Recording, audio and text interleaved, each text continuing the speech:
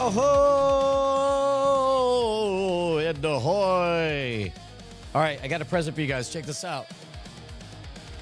This is Justin Robert Young, and then I punched it up. Look at this. Oh, wait, it's not looping. Let me loop that. Hit me again. Justin.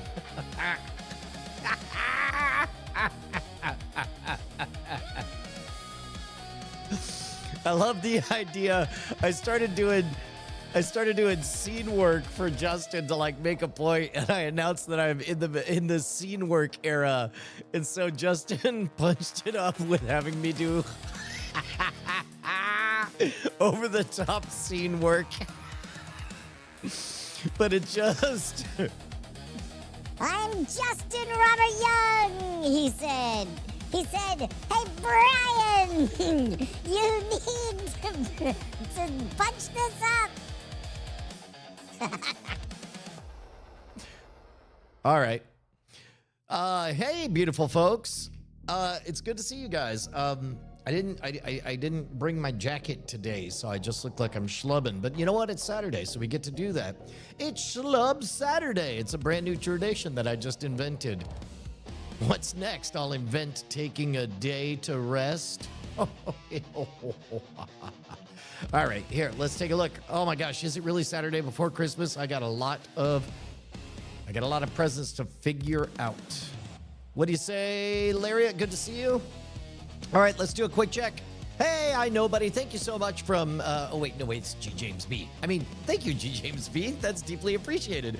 You correctly modeled that the first thing Brian's going to want to do is figure out whether or not all the landscapes are working, because we're still testing out Restream.io. I suppose we're hopefully live over on the Scam Nation channel. We'll see if anybody's reporting. Oh, get out. That's great. Not an ad. Well, let's make it an ad. Let's remind people that it's not too late. I assume if you get expedited shipping and you go to 110.scamstuff.com, it's entirely possible that you can get the single greatest magic kit in the business. The only one. I'm the only person on the entire planet who offers them 110% magic guarantee, or money back guarantee. That's that. Yay. Hey, it's Brandon's brother, the guy that shoves decks of cards in your pockets. Boy, remind me of that, Robert Williams. Which time did that happen? I mean, I'm not saying that I get a lot of people shoving a lot of decks in a lot of pockets. Ah, there we go. Thank you so much, G. James B. That's great. All right, so let's begin by taking a look at the winners. For those of you guys just joining us, we got a new video out, and it is good content. By the way, this one surprised me. We took a snippet of the patron bonus episode, and it's interesting because it pops a lot, and I suspect, but people don't watch the entire thing. So I think what's happening, and this is a weird take, we won't have retention data for a bit, but people are watching past that opening, which is feeding the algorithmic pushing of it. But the content itself is basically us just saying the word Jesus a lot. Although the punchline of send a self-addressed stamped envelope to 1-800-THE-MOON, I rather liked. I thought that was very funny. Average view duration is a little bit shorter than usual. I was pleased that this popped, though. I hope it popped not for algorithm adjacent reasons, but just because it was interesting. Oh, that's right. Hybrid. Okay, got it. I thought you were saying that you were the one that shoves decks of cards in my pockets. That's funny. Audio's out? Oh, okay. Thank goodness. Personal issue. We're trying to Growly Bear. I'm getting confirmation of it. I guess I could. I think I just walked right past. Let's take a look. Nope. That's on the Mono Rogue. Let's take a look over on Scam Nation and Scam School. Yeah, there we go. Oh, that's interesting. Yeah. All right. That's interesting that it's not showing the thumbnail on this one. But I also could get a sense of how much the delay is. Let me refresh it. Let's see. A dance. Yeah, there we go.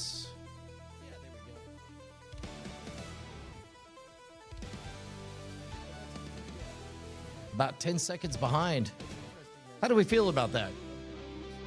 Do we want to be upset at Restream for being that laggy? Because we could go straight to sending everything out, but then we're gonna reduce. Got a Chris Callaway, Kawali, Chris Kawali. I like that hat, mate. I don't know if I'm doing it right. So then that's 2 of the YouTube live streams. And that means, yep. Nope. There we go. So we got, of these guys right here, we got 1, 2. I did not go live on LinkedIn because I couldn't possibly justify any of this material on there. And then the rest, we're all good. And we got chat from X. Guys, I think we're reducing friction on all this shit and getting it to work. That's neat.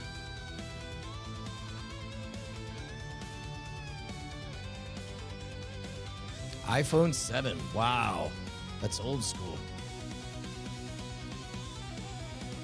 Do any of you guys ever encounter your iPhone Gen 1 and somehow find it more magical than the current iPhone in your pocket?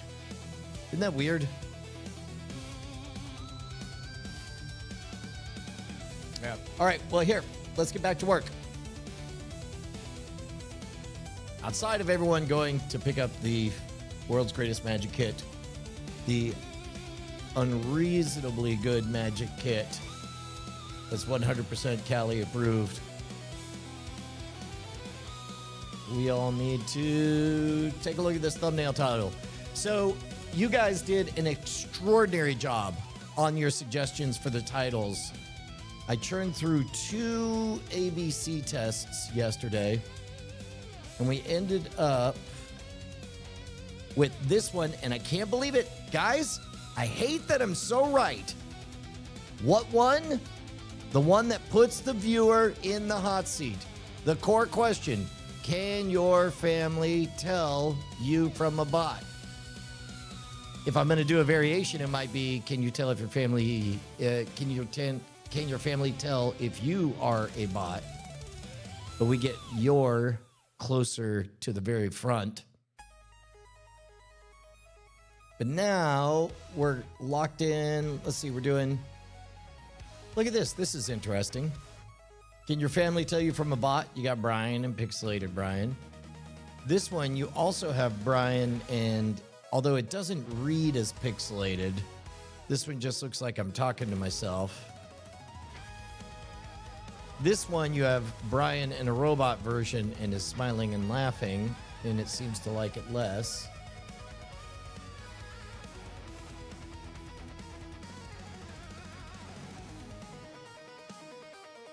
So for now, we'll just go ahead and do this one.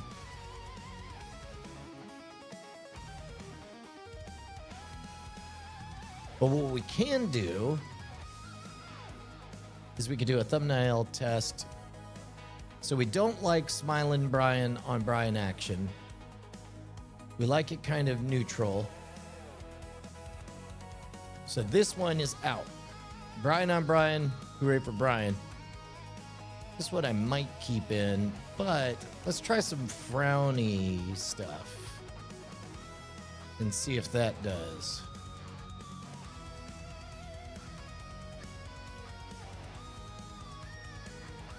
How many cigarettes is too many cigarettes? Ask these dogs, yo.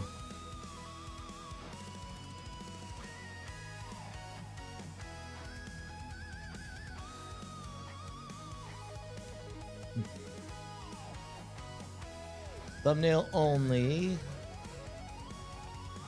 Here we go. Let's take this. This is clearly a bot thing and a skeptical look.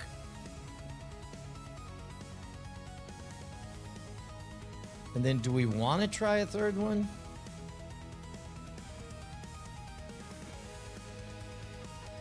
I don't think I like any of these more. Oh, you know what? This is Perry Carpenter in there, but with a title that says, Can Your Family? I'll bet people wonder if that's my dad, which will only spike curiosity. So I'm going to go ahead and throw that in there.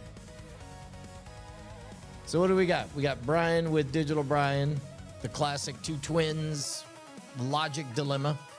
We got Brian versus the word scambot, skeptical side eye. We got Brian with, is that Brian's dad, question mark? Or who is that other person? Mysteries. Yeah, all right. We'll go for that. And then let me show you the, oh, I always forget to save that. It's so crazy. Let's see, so reach. Click-through rate, getting better. That was a rough first day. Now we're getting better, but keep in mind, you might want to despair looking at these click-through rates. Let's take a look. Remember that you can always save the thing. Everything is new all the time if you want it. If you can package it correctly. Look at this, out of the gates. This guy did not so great, 2.6, although 1% is significantly worse than 2.6. But this wasn't climbing uphill against a bunch of bias for AI-related anxieties. But this guy, man, just keeps on humming. I love it. And then this guy, the engagement. See, average viewer duration is 6 minutes, 18 seconds. Which, yep, that's pretty good over the long term. And then let's take a look at this feller. Engagement is still, oh, there we go. Look at that. Average view duration, 9.37. So now what does the algorithm know? It knows that once people get into it, man, they really get into it. Oh, hang on, guys. I just realized that I have coffee sitting in the other room. So you're going to be forced to watch this on loop for a little bit. 1 second.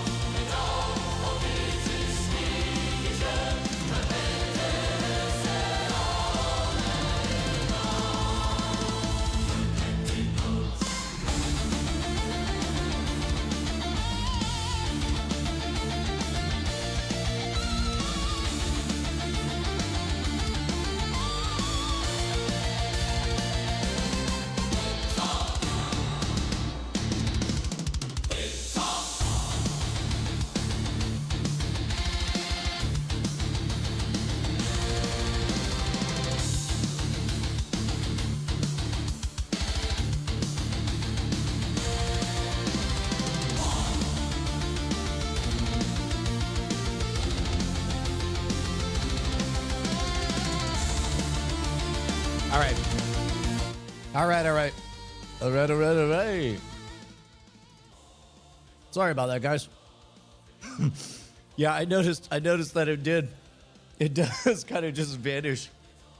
I want to see the adventures of the cigarette smoking Wimes.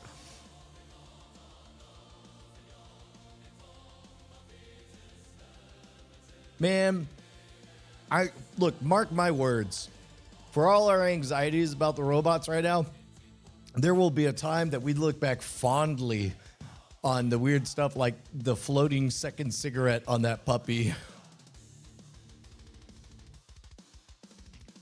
That's going to be adorable back in the future. We're going to look back at it. Yeah, that's correct. If you watch things at double speed, all the YouTube algorithm cares about is how many human minutes you spend with a thing. And that, as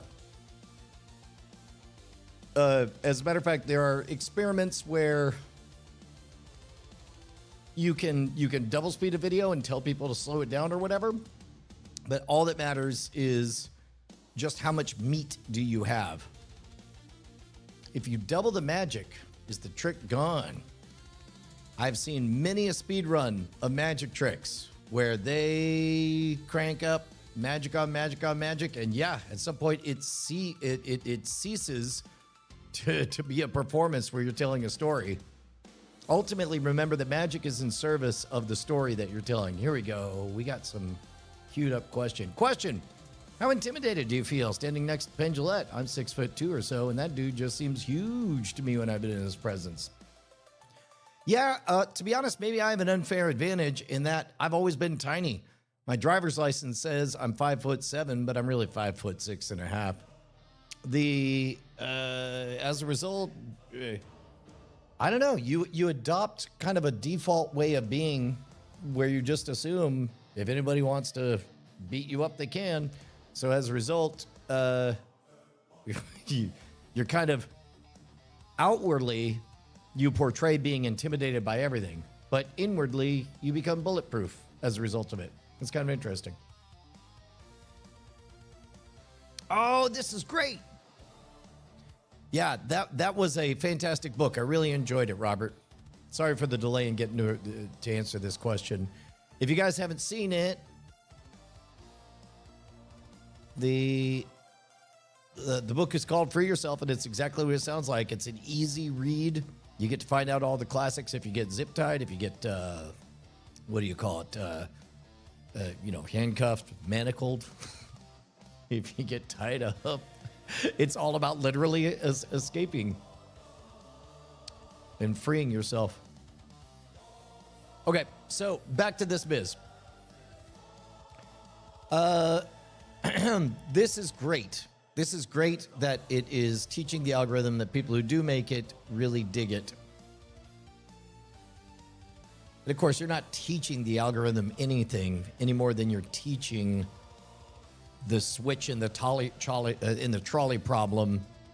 You're not teaching the trolley switch the value of a human life when you pull it, or when you set up incentives for it to do the automatically sensible things.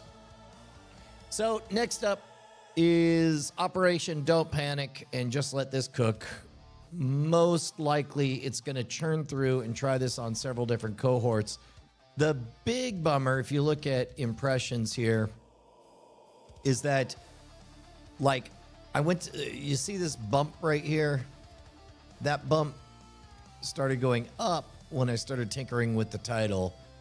This early part is an indication of me just setting a whatever title and going to sleep, and then waking up and realize, nope, this needs a little bit of love. Well, hello, Omo605. I'm well. We're here on a Saturday. You know what? I'm glad you brought this up, Omo605. I do need to put time on the clock. We got 30 minutes. We got 30 minutes because I have a heart out. Because my kid turned 13. I got no more kids. I have no more kids as of day before yesterday. I only have teenagers. and adults. How weird is that? Super weird. Yeah, there we go. Garmo 1968 gets it. That's exactly right. But basically everything correlates, and you'll notice that strangely, even things like behaviors that you wouldn't think could affect the outcome. Because remember, the algorithm knows nothing. All it knows is that certain numbers correlate with certain other numbers, and it just wants to associate the two. So as a result, here's the thing you might not think of. The very act of showing up and trying on different titles is a number. The frequency, the intensity, if you change the title too frequently, that is correlated with the kind of dipshit who doesn't really know who his audience is or what this is for.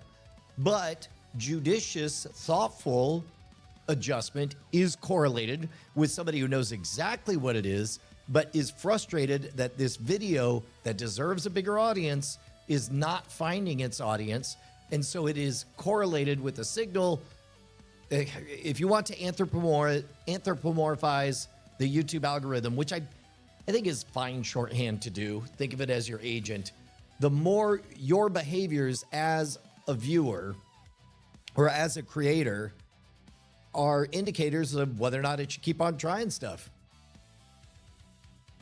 Yeah, you're right, Bricker House. I ain't gonna BS you on that one. You always have kids. And you're right. Your spouse always has one more kid than you do. That is 100% correct.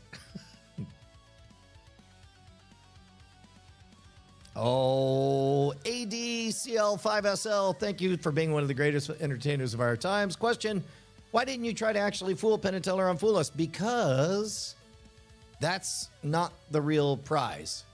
There are many, all good brands pretend to be one thing but are secretly something else. It pretends to be a show where the competition is to fool Penn and Teller. But that is not the case. The real case is it's a showcase. Bring us your polished best material, and maybe you'll fool and maybe you don't. But every second you're spending worrying about fooling Penn and Teller, very likely, in a zero-sum game, that's a second that you're not spending making sure to bring your most polished material. And meanwhile, so you'll get a bunch of people who obsess about fooling Penn and Teller, and they spend minutes and minutes and minutes, hours and hours and hours of their time crafting ways to make sure that one fairly insignificant thing doesn't happen. Because remember, all of your favorite, most famous bits that rack up all of these viewer minutes out there, I for the life of me never have any idea which ones are winners or not. But the important thing is that nobody pays attention to the second performance. You always give two performances, and you get a bunch of magicians who get as far as thinking, I'm going to try to fool Penn and Teller. They're all focused on that first performance, and they clearly have put no thought whatsoever into the second performance of what you do with a full minute and a half of idle chit-chat while they're deliberating. Do you realize that real estate of a minute and a half of nationwide broadcast time? Advertisers spend hundreds of thousands and millions of dollars for that same minute, and you have it. And yet, so many magicians spend donut time thinking about what they're going to do with that. So, I would say that that to do all of that and add layers, like for example, the trick I did was polished material that I already adjusted. It's supposed to be a card trick, but they said, can you do it with literally anything other than cards? I was like, sure, I'll do it with money. Doesn't matter. In order to make it a fooler, again, zero-sum game, I would have to complicate the trick to add a layer that would fool them. And that simply was not profitable. That was not good. As a matter of fact, if you look at the edit, the trick itself, actually, the serial numbers do match, and there were moments where, you know, you could see that it's the same serial number. But they edited all that out because they realized that the story that they were telling is not one of this being a detail-oriented, in the weeds, this thing, that thing, fiber for fiber, matching up, all of that stuff. Would you consider your psychic surgery routine to be your most polished bit then? Oh, goodness, no. No, not by a long shot. But out of my catalog, that was one that I did not have a showcase piece of, and was not likely to find a showcase piece home for that anywhere else. So that was a good fit. Although there was, I don't want to revisit it right now. We'll do it some other time. But there was one time I did psychic surgery on Turkish TV, and boy, oh boy, did they have 5 whole minutes of a segment that they really wanted me to take my time and sell it. And so as a result, they just got weird pacing on there. It's somewhere on YouTube. I'll find it later on. Good morning, Plastic 9. That's amazing. Oh, absolutely unreal that we're chatting right now. Your videos have been part of my life since 2012, and unbeknownst to you, your videos have kept me company and helped me through rough times. Legend. Oh, I'm thrilled. That's literally what I was setting out to do. You know, there was a moment during the apocalypse when everybody was like, well, maybe we can Skype in. And I was like, nope, we will go to heroic lengths because the whole world is trapped inside a goddamn cage like a rat in a lab. And they only want one thing: to go outside and play. And if they can't do it, then I will make sure that they get the fantasy of it, that they get their mirror neurons firing, that they get out there and feel the sun on their face, which technically y'all could have gone right outside. Bricker House asks if I ever do my hair like the classic days. Yeah, we did for the 20th anniversary of Scam Sasquatch and the Supernatural. 25th anniversary? No. 20th anniversary Scam Sasquatch and the Supernatural. And it's one of those things where it's a pretty dedicated cut. But also, keep in mind, the whole reason I did the spikes is because I wanted to stand out from the crowd and look like something that ain't nobody ever seen. And so I just pinched it from Guile from Street Fighter 2, or Cloud from Final Fantasy, or Vash from Trigun, or I don't know the name of the character, but ooh, wow, I don't know the name of the character. Wow, I bet I could track it down. But there's a video game. It's video game inspired hair, and I loved it. And then, unbeknownst to me, it became correlated with dipshits on Jersey Shore, and I had never even heard of the show. But all of a sudden, I was being associated with them, and I'm like, well, I don't care for that very much. And so I grew them out longer and made them more jagged, pointy. But the problem is, there's already a power dynamic. When the reason I liked it is because if you get onto a plane with that hairstyle, everyone smiles and they all want to talk to you. If you get on stage with that hairstyle, people are like, I don't know what I'm looking at, but they are committed to the bit and they have my full attention. When you click on a video to learn a magic trick and somebody's hair is doing that, it's a bit much. It's like you're being yelled at. And so people will say, they react as though like, dude, come on, you're already on screen in HD at a 3-camera shoot. You're like on TV. Why are you also overproving the bit?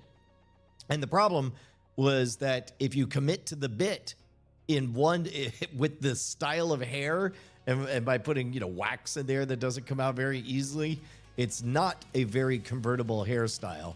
When I wore it down, I looked like a side character in Fallout with too much radiation poisoning.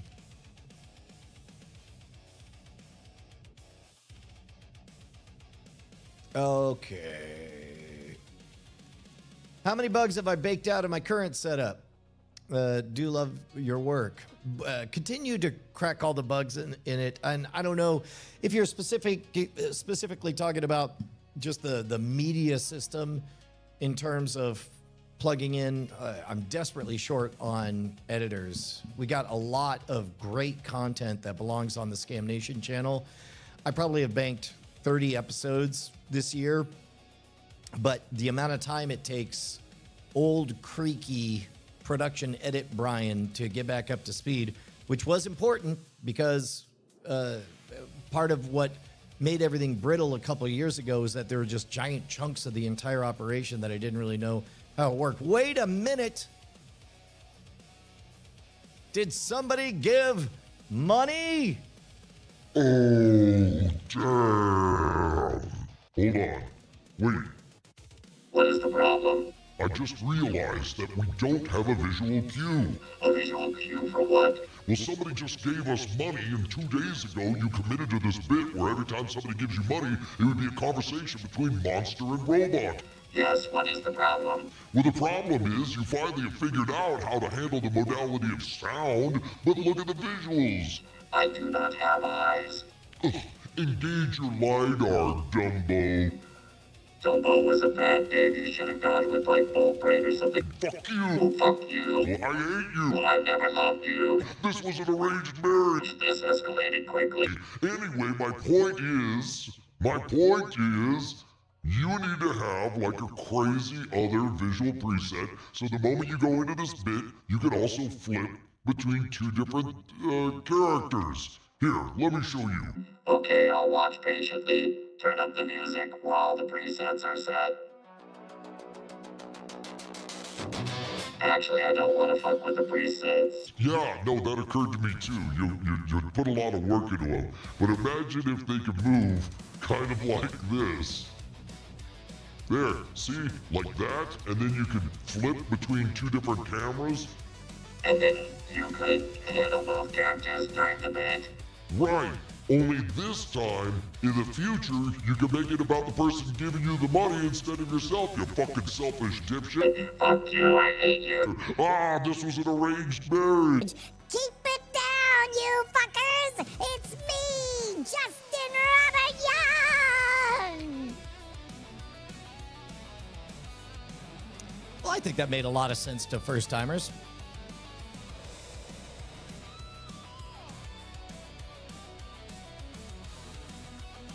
Yeah, that Brian was definitely a confirmed bot. All right, let's take a look at the agenda. We are keeping to the hard out. Oh, wait a tick.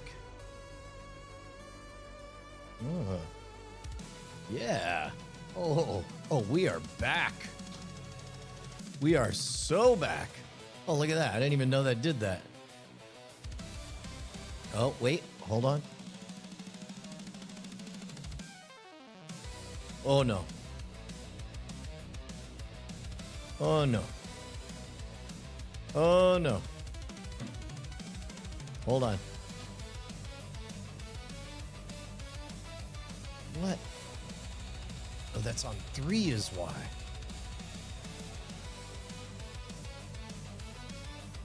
Wait, did I trigger that?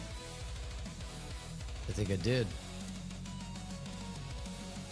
Okay, I'm seeing what I did now.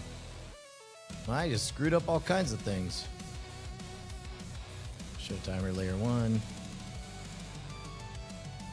Okay. Well, I'll have to remap all of that again. Yeah, I could. Well, actually, you know what? Oh, hold on. Oh man, now I really don't know what I did on these. There we go. Can you explain the non-locality of problem in quantum mechanics? You know, I could not, but Robot could. Yes, unfortunately, there was no donations to correlate with this intended question. User error. Okay, hold on. Oh, I just realized. Okay, yeah, that works. Not ideal. Not ideal, but that works.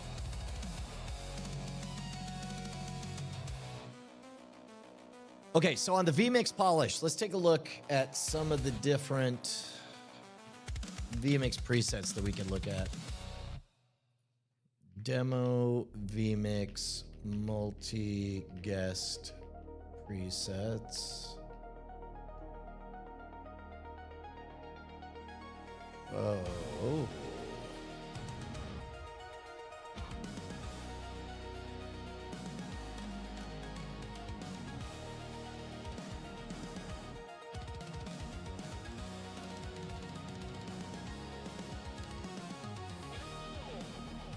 Yeah, all right. Well, I wouldn't mind setting up something like that.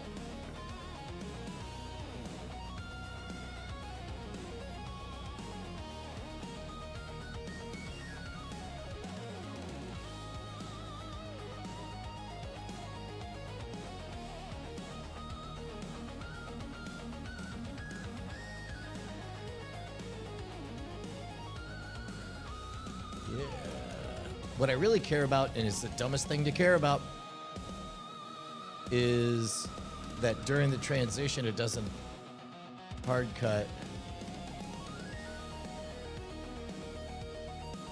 but instead does like a smooth transition. Yeah, there we go, like that. That's what I'm looking for.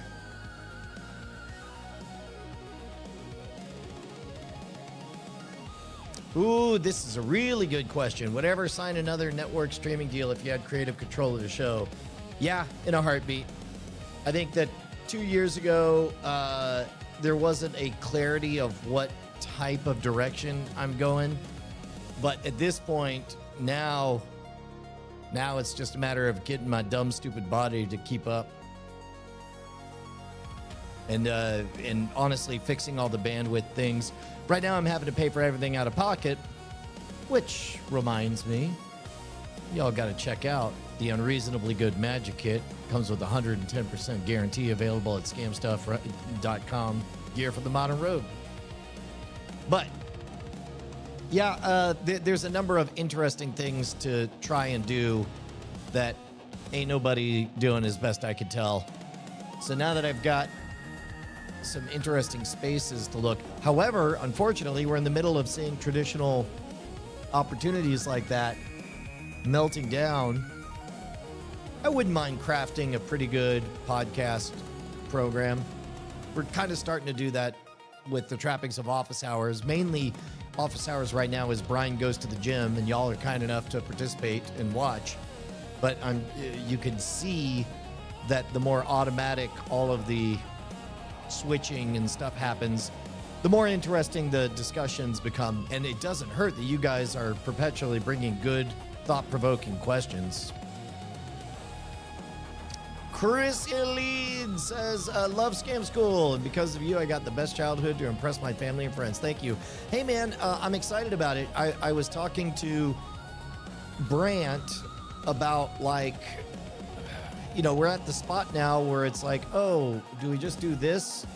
We already did that before.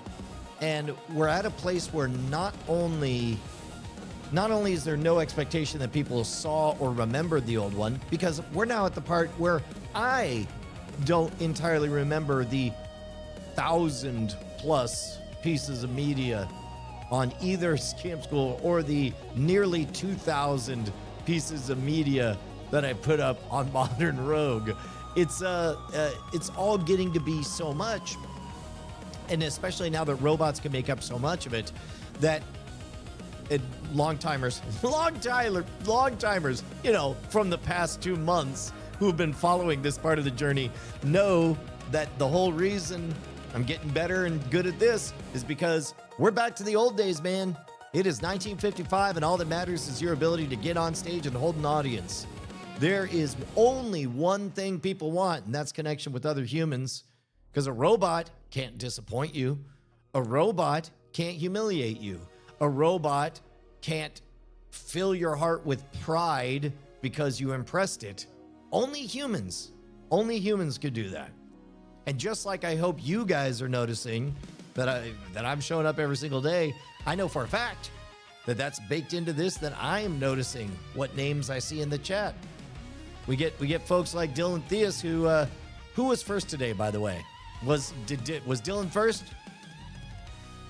I mean, I'm not going to say people are going to start coming for the king, but Dylan, I definitely saw some other folks sneaking up.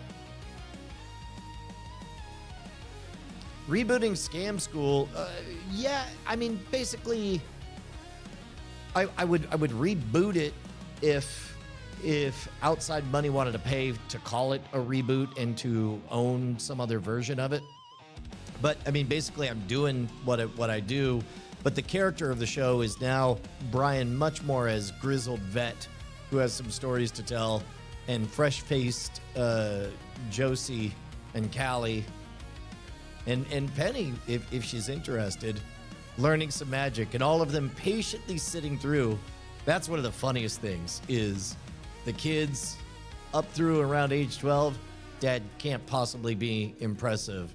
And then years later, it's like, Dad, did you do this? Yeah. All of that stuff. Yeah. We're only 2 months into the daily live streams, but yeah, it's been almost a year. I didn't start streaming the changes until January of last year. And the good news is I'm hoping to crank it up more and more as I learn. Y'all watched over the last year. I got a grad school level crash course by doing.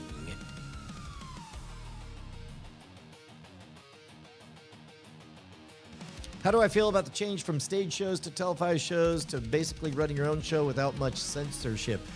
I'd be interested on that censorship piece, because there are certain programs, flavors of programs, Great Night, Night Attack, NSFW show, BB Live show, that was always fueled on unfiltered, uncensored. But outside of that, when you catch me cursing, that is not me talking in an inappropriate way for its own sake. That is me just refusing to spend calories on keeping those filters up, and instead getting to a place where I use my natural talents of living as though I'm under a microscope at all time.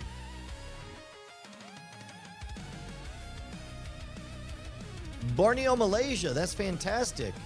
Would I ever do another Penguin Live lecture? You know what?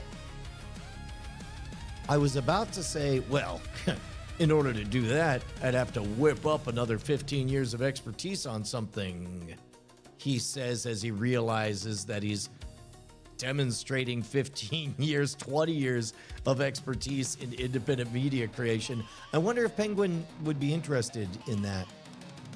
They don't pay a lot, and I suspect if I were to make 3 hours of content detailing the media landscape stuff, I might do it in partnership with Penguin, but I would need to have it be a co-ownership deal. How do I feel about being Teller's bastard son? I feel blessed, man. Look, I don't want to rub it in your face, but it's been pretty rad to have a real-life Obi-Wan Kenobi. In my hours of desperation, to be able to write an email and get tutelage and thoughtful responses from Teller has been key in my career. It's been extraordinary. I will never fully be able to process what it's like to have gone from being a kid in second grade who imprinted on Penn and Teller to catching the attention of Teller to an ongoing mentorship and friendship. It's extraordinary. It's extraordinary. Lariat asks, can I ask a question about magic? How do you build confidence when just starting out? I've been busted on some tricks, and it's hard not to get discouraged when some people seem to enjoy catching you out. Yeah, if that happens, let that be an indicator that you screwed up not in the execution of it. What the screw up was that early in the setup process, you said or did something that triggered the possibility that this was a power struggle. And that can pay off huge if you set that up and unambiguously fry someone. That's great. And it does feel good when it happens. Not sustainable because you're gonna get got at some point. So especially early on, you can just tweak your introduction by soft selling it, or couch it as a question, or find a way to stand shoulder to shoulder with the audience member and say, hey, let me try something out with you. For this, I'm just gonna need you to pretend, just go along with it. And then now you've lowered all the stakes. You've empowered them by saying, pretend, go along with it. You're gonna role play as the whatever. And then when they get fooled, you are not present tense dunking on them or fooling them. But you have gotten them to adopt that role. And then when they're left amazed, they will casually ask, how'd you do that? In which case you could just answer a question with a question. It's a pretty good trick, right? Yeah. That's the end of it. At no point did you threaten their reality. At no point did you threaten their core identity. They feel better for it. They felt a little bit let on the inside, and on and on and on. I think that a lot of magicians mistake the surface level conceits for being how they should adopt their character, but there are many, many different layers to storytelling that need to be very carefully approached when it comes to World of Magic. All right, we got 2 minutes left, folks.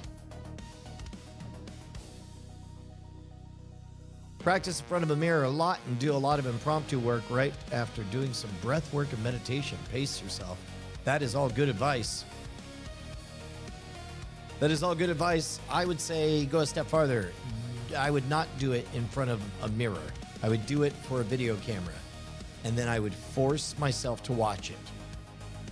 However much learning I did before video editing was nothing compared to the way you learn when you have to sit and experience, and it is your job to somehow salvage the video that you're looking at, and you're trying to edit out all the ands and ums, and you curse Talent Brian.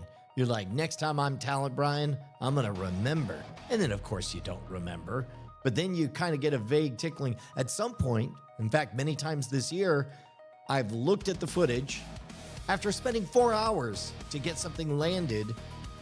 And of course, every time you go, the script gets a little bit clearer. You get closer to getting it right. You sit down to edit it, and you got a 4-hour block of garbage, and you're like, it's gonna take another 12 hours to cut this down.